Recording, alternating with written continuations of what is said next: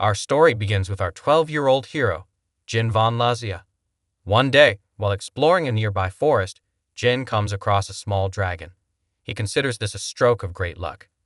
Jin activates his magical power, a gift from the god of magic, and dodges the dragon's attack. With a powerful wind spell, he defeats the dragon in a single blow. Jin feels ecstatic, realizing he's much better at using magic than he initially thought. He believes he can handle whatever challenges lie ahead. The next day, at the home of the Marquis of Linnea, a man comments that Jin had turned 12 the previous day. Jin agrees and mentions that everything he does is for his father. The man, however, complains that Jin keeps repeating that it's for his father, which he finds annoying. Another boy, Jin's stepbrother, taunts him, calling his family vulgar. A girl adds that he takes after his mother, a sly homewrecker. The boy cruelly claims that Jin is the son of a maid who seduced the Marquis, making him a dirty bastard. Jin feels hurt hearing his step-siblings laugh at him. The man accuses Jin of stealing and selling precious spell books and a family heirloom sword, stating that Jin has been seen visiting antique shops. Shocked, Jin denies ever doing such things. Another woman sneers, saying it's typical of someone from a family like his. Jin insists he's not a thief and tells them to stop speaking ill of his mother. Disappointed, the man interrupts and says he'll give Jin two choices. Either become his stepbrother Elon's playmate and target for magic practice, or leave the Linnea family forever. Jin asks if he could truly leave, and the man agrees. Without hesitation, Jin decides to leave the family. Elon, surprised, demands to know how Jin dares to respond like that and tells him he should stay and be his magic test subject. Elon prepares to attack Jin with a spell, laughing as he believes he successfully hit him. But Elon is shocked when Jin dodges the attack, which instead hits the house, causing it to start collapsing. Jin remarks that Elon's magic is truly powerful as it brought down the entire house, and thanks him for helping him leave.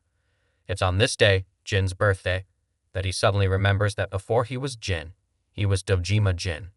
After his 20th birthday, he had a traffic accident and was reborn as Jin von Lazia. He realizes that he somehow knew the name Jin von Lazia from somewhere he couldn't recall.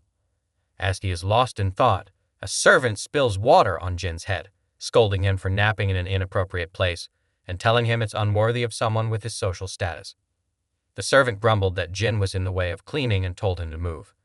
Jin apologized and left, still feeling upset about everything that had just happened. But then, he looked in the mirror and a thought struck him. The face staring back at him was unmistakable. It was the character he often played in his past life. This character was special. In his previous life, he played a game called Hero Sword and the Seven Warriors. In this game, a hero chosen by the Sacred Sword battles the Demon King alongside 7 girls. Even though it was a dating sim, the characters, including the villains, were well-crafted and unique. Among them, Jin von Leno was known as the worst of the worst. Jin remembered why this character was so infamous.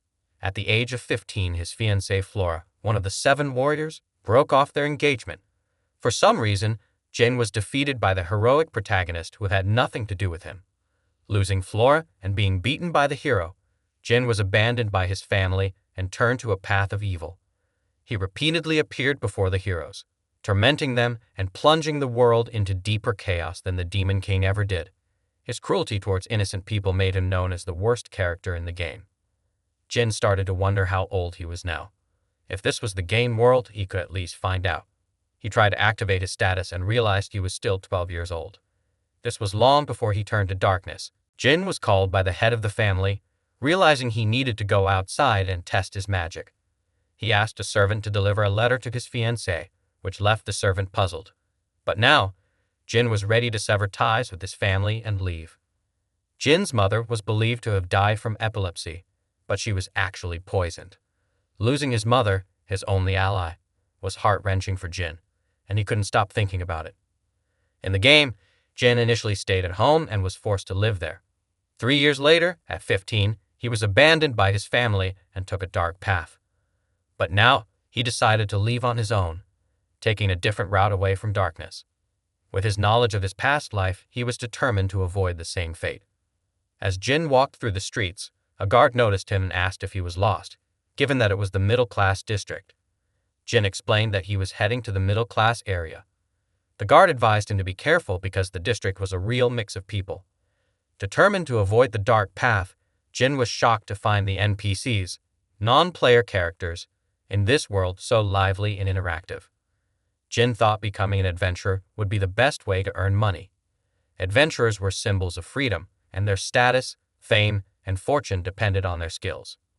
For someone kicked out of their home, it was the perfect choice. One of the key places in the game where you could meet other characters was the Adventurers Guild. When Jin entered the guild, he spotted a beast woman who approached him. She warned him he'd get in trouble if he kept staring. She guessed he was a noble and asked if he wanted to take on a night mission with her for 100 gold coins. Another person told the beast woman, Elsa, to stop teasing the new kid. Jin declined, explaining he hadn't even registered as an adventurer yet. Feeling puzzled, Jin approached the counter, where another woman named Finn introduced herself as the receptionist. She apologized for the other's behavior and asked if he was sure he wanted to register. Jin hesitated but agreed, still wondering why all the characters in the guild seemed so much more interesting than he remembered from the game. Finn handed him an application form and asked if he could write.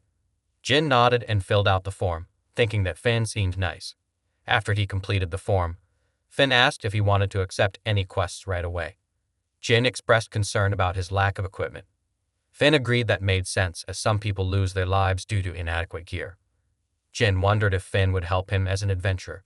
He felt relieved he could rely on her help. When she offered to introduce him to a blacksmith, Jin declined, saying he had something he wanted to try first. Finn gave him his guild card, and Jin felt relieved the process was over so quickly. Other adventurers congratulated him on joining the guild and welcomed him to their world. Jin never expected that characters he didn't care about in the game would be so unique. He realized if the original Jin had become an adventurer, he might have avoided falling into darkness from the start. But Jin remained vigilant, aware that he didn't know when he might be tempted to stray back to the dark side. He was determined to stay on the right path. First things first, Jin needed to prepare his equipment. With his knowledge from the game in his past life, he headed towards a building that looked like a private house with no sign or anything. It was actually a secret shop that appeared mid-story in the game. An old woman commented that she didn't expect to see a boy like him entering the shop. It was unusual to find someone like him there.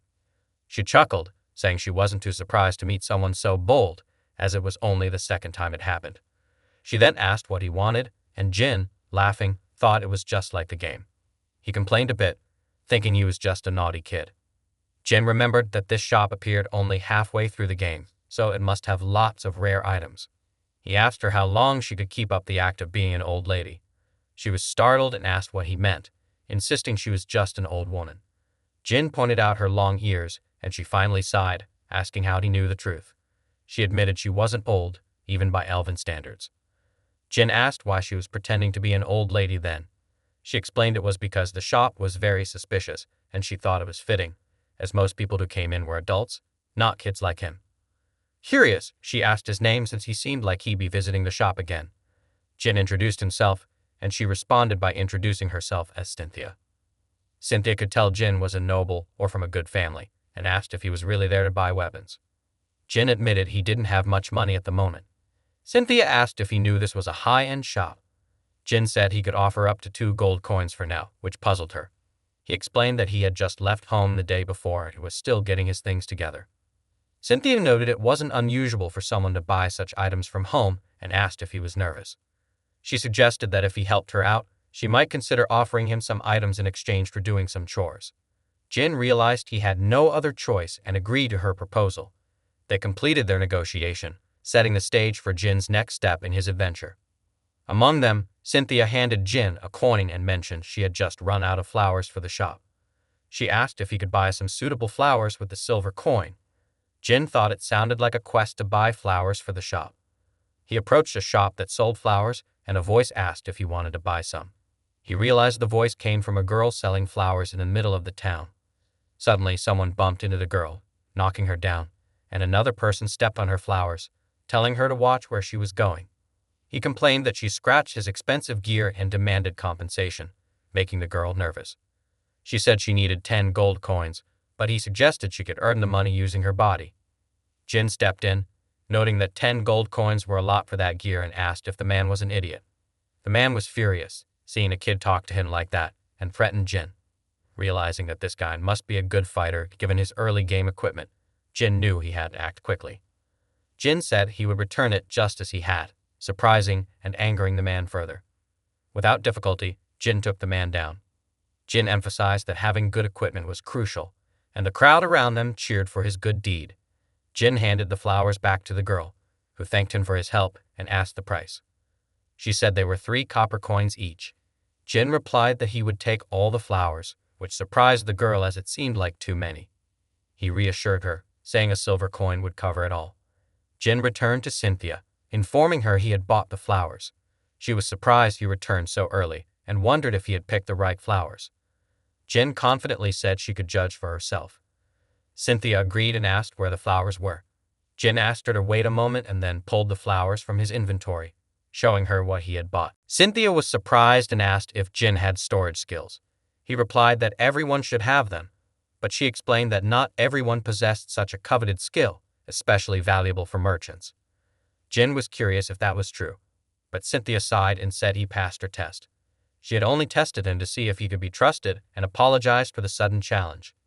Jin was thrilled because he could now get all the gear he needed to become an adventurer. Cynthia walked away, saying she would find something suitable for him and asked him to wait a moment. Jin thanked her and thought about how, in the game, this shop was only accessible halfway through, so having it available from the start was a huge advantage. However, he was also aware that unexpected events were occurring, which made him cautious. Cynthia returned, saying she had something special for him. After Jin put on the armor she selected, he marveled at its quality. Cynthia explained that it was made from lizardman hide, a species closely related to dragons, hence its impressive durability. She demonstrated the armor's durability and breathability, making it clear how valuable it was. Along with the armor, there was also a sword and dagger available for Jin, and she asked if he didn't intend to fight monsters bare-handed. Jin hesitated, wondering if it was really okay since he had mentioned his low budget. Cynthia assured him it was fine because she believed he would become a regular customer. She had an eye for recognizing promising individuals, and Jin apologized for not having anything to offer at the moment, but he intended to pay her back. Cynthia laughed, saying he was silly for thinking a single gold coin was too much. She was pleased to clear out her stock and assured him it wasn't a big deal. Jin thanked her again and commented on how comfortable the armor felt, noting it was a bit big but otherwise perfect. Cynthia told him not to worry about it and asked if he wanted to see anything else. She liked Jin and intended to sell him more items at a good price. Jin wondered if it was really okay to show such favoritism to someone she just met. Cynthia assured him that it was fine since it was her shop after all. She said she had a hunch that investing in Jin as a customer was a good idea. Jin thought back to the game and how rare it was to receive such special treatment. Usually, you had to do something impressive to earn it. He pondered whether defeating that warrior earlier was enough to win Cynthia's favor. If you think it's okay, then I'll trust your judgment, Jin said. He realized that even though this world seemed like the game, it wasn't exactly the same. In the game, he would never have been able to leave his family's house so easily. Jin's attention was caught by a particular item in the shop. Is this a magical healing potion in the form of candy? He asked, holding up a bag of Mona sweets. That's right, Cynthia replied. It's the most powerful healing item from the later stages of the game, crucial in magical battles, due to its prolonged healing effects. Jin was astonished. How much for the Mona sweets? 1 silver coin per set, Cynthia answered, surprising Jin further. Really?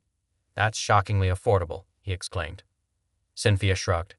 I make them as a hobby. I can't price them too high. Jin then asked how much for the entire stock. Cynthia told him there were 100 sets, which would cost 5 silver coins at half price. Jin agreed to buy them all, thrilled with his good fortune. He knew these candies would allow him to cast almost limitless spells. Excitedly, Jin thought about how he had just secured an incredible resource. Cynthia noticed his enthusiasm. You seem very mature, but your eyes sparkle like candy. You're quite the strange one, Jin. Jin chuckled. I do like candy, but I love the effects even more. Cynthia commented, usually, magical recovery potions are more effective. Why would you still want to buy these candies? Jin replied, sure, the potions have a high healing rate, but the candy is more practical. Cynthia looked curious, so he continued, most people use simple spells with a bit of magical power. It's not like you can suddenly cast a large-scale fire spell out of nowhere. Cynthia nodded. True, it's not feasible. Jin explained, It's more efficient to keep sucking on a candy from the start than to open and drink potions, one by one to recover that small amount of magic power.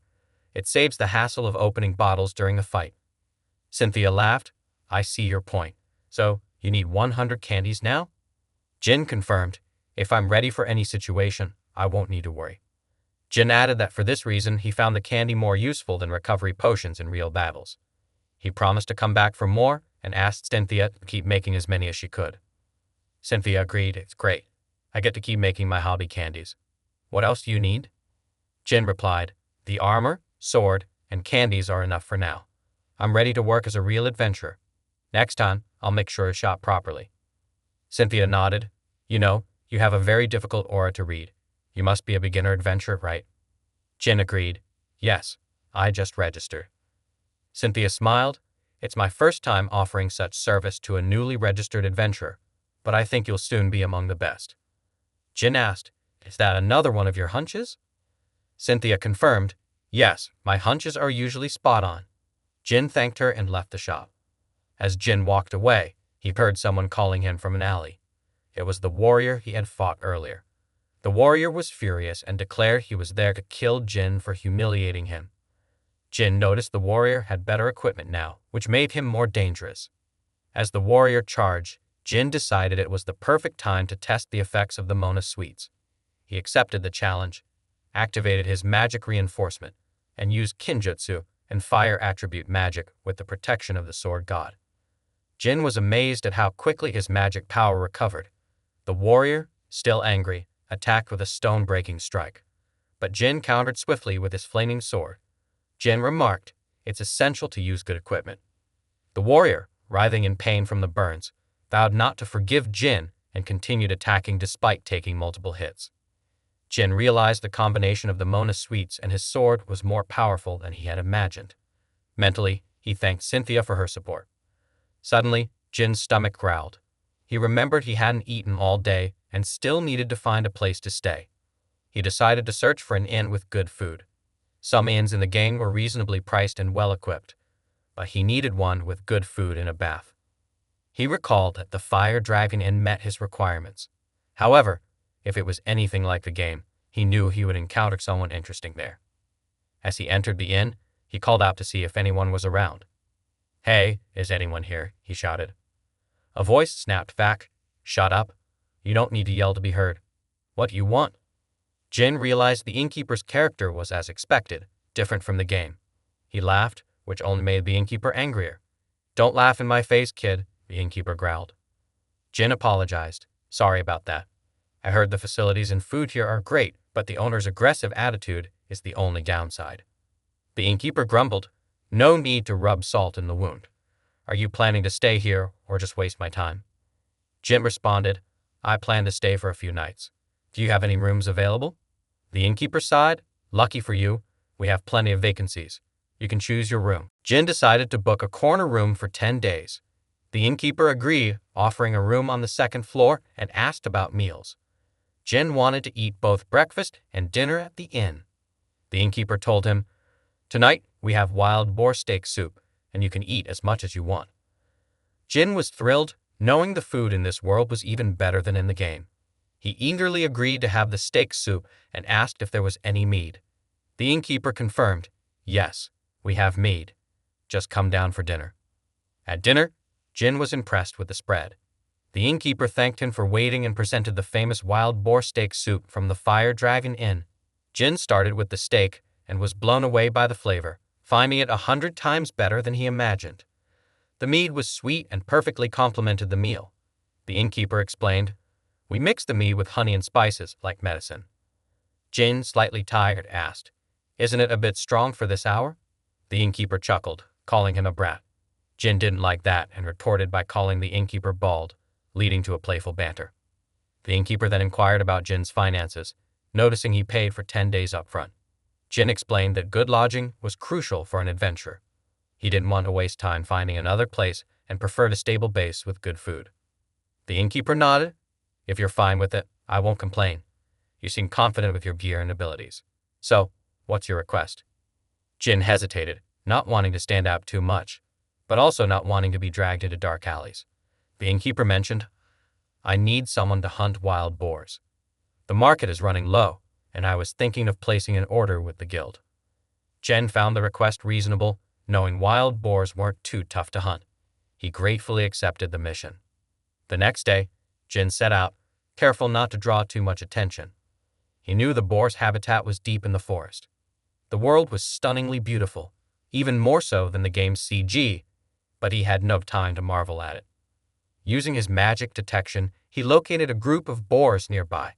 He used his magic reinforcement and wind attribute magic to decapitate several boars,